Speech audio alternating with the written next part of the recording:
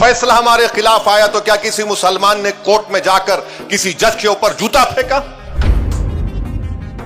जूता फेंकने वाले के बारे में एक लफ्ज नहीं बोला जाता, ना मीडिया में बोला जाता है, क्योंकि वो आला जात से उसका ताल्लुक था। मुल्क की तारीख उठाकर पढ़ लो, जो लोग आज मुसलमानों को गाली देते हैं और वफादारी का सर्टिफिकेट हमसे पूछते हैं, इतना सब हमने सहा और कल भी सहेंगे, मगर वतन से नफरत के मजाहिरे नहीं किए। इख्तिदार पर बैठकर जुल्म करने वालों से हमने कहा कि तुम जालिम हो, हम तुमसे नफरत करते। तुम मुसलमानों को अगर तुम दबा रहे हो तो तुम भारत को कमजोर कर रहे हो।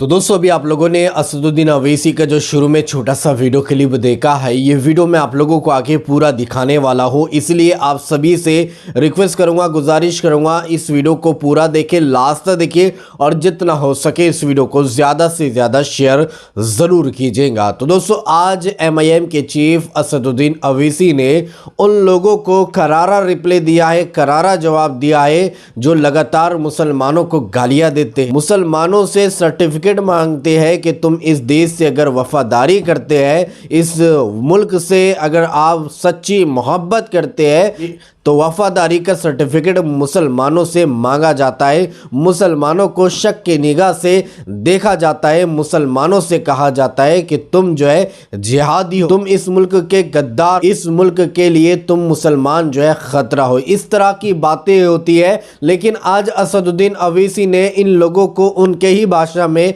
करारा रिप्लाई दिया है, करारा जवाब दिया और साथ साथ ये भी कहा कि तुम मुसलमानों से वफादारी का सर्टिफिकेट मांगते हो, तो बताओ जो है मुसलमानों के हक में जो फैसला आने वाला था बाबरी मस्जिद का, लेकिन सुप्रीम कोर्ट का मुसलमानों ने सम्मान किया और अपने दिल पर पत्थर रखकर जो है बाबरी मस्जिद को जो है उनके हवाले कर दिया है। तो मुसलमान कितनी मोहब्बत अपने मुल्क से करता है, आप अंदाजा लगा सकते हैं बाबरी मस्जिद के फैसला आने के बाद। अब असदुद्दीन अवैसी ने बहुत सारी बातें की है और बाबरी मस्जिद को लेकर भी जिक्र किया है, तो मैं आप लोगों को पूरा वीडियो क्लिप दिखाऊंगा। आप सबसे पहले ये वीडियो क्लिप देखें, फिर आगे बात करते हैं। आप देखते हैं कि इस लंबे हमारे मुल्क के सफर में 62 दिसंबर में कश्मीर में रसूलुल्लाह सल्लल्लाहु अलैहि वसल्लम का मुंह मुबारक चोरी हो गया।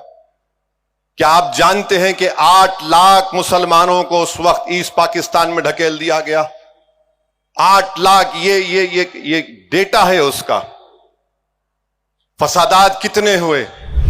दिल्ली का मैसेकर हुआ आसाम में, आपने देखा फसाद हुआ हाशिमपुरा का, मलियाना का। हम और आपने देखा गुजरात में, बल्कि 69 का फसाद तो 2002 से बदतरीन था। फिर 2002 की नस्ल कशी हमने देखी, 2019 का दिल्ली का फसाद देखा, हैदराबाद के फसादात हमने देखे। मगर एक बात जो लोग समझते नहीं है वो ये है कि इन तमाम फसादात को हमने देखा, हमारी मस्जिद को शहीद कर दिया गया और कोर्ट का जब फैसला आया तो कोर्ट ने कहा किसी ने शहीद नहीं किया। सुप्रीम कोर्ट का फैसला आया तो कहा कि आस्था की बुनियाद पर मस्जिद आपको नहीं दे सकती। मुल्क की तारीख उठाकर पढ़ लो, जो लोग आज मुसलमानों को गाली देते हैं और वफादारी का सर्टिफिकेट हमसे पूछते हैं, इतना सब हमने सहा और कल भी सहेंगे, मगर वतन से नफरत के मजाहिरे नहीं किए। इख्तिदार पर बैठकर जुल्म करने वालों से हमने कहा कि तुम जालिम हो, हम तुमसे नफरत करते। तुम मुसलमानों को अगर तुम दबा रहे हो तो तुम भारत को कमजोर कर रहे हो। अगर भारत एक दुनिया का अमनगाह बनना चाहता है, एक डेवलप कंट्री बनना चाहता है, कैसे बनेगा जब आप 19 करोड़ मुसलमानों को इस तरह हिकारत की नजर से देखेंगे, उनसे नाइंसाफी करेंगे। और संविधान में राइट टू इक्वालिटी जो है वो सब्सटेंटिव इक्वालिटी है, आप उसको भूल जाते हैं।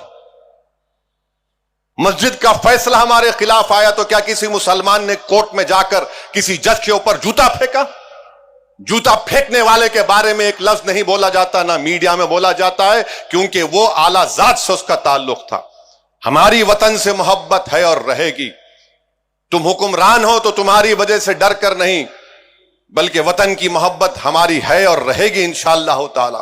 तो जी हाँ दोस्तों, जो लोग हम पर शक करते हैं, मुसलमानों से वतन से वफादारी का सर्टिफिकेट मांगते हैं, तो आज असदुद्दीन अवैसी की ऐसे लोगों को ये वीडियो लाजमी देखना चाहिए। यकीनन जितने भी अंधभक्त और मुसलमानों से जो लोग नफरत करते हैं, उन लोगों को असदुद्दीन अवैसी की यह बातें सुई की तरह चुभेंगी, क्योंकि रियलिटी यही है कि मुसलमानों से इतनी मोहब्बत वतन से कोई नहीं कर सकता है। तो दोस्तों, इस वीडियो को देखने के बाद असदुद्दीन अवैसी के बारे में आप क्या कहना चाहोगे, आपके इस बारे में क्या राय, तो कमेंट में अपनी राय लाजमी बताइएगा। तो चलिए दोस्तों, इसी तरह की इन्फॉर्मेशन लेकर आपकी खिदमत में एक बार फिर से हाजिर होंगे। जब तक अपना ख्याल रखिए और अपने इस भाई को अपनी दुआ में याद रखिए। अल्लाह हाफिज़।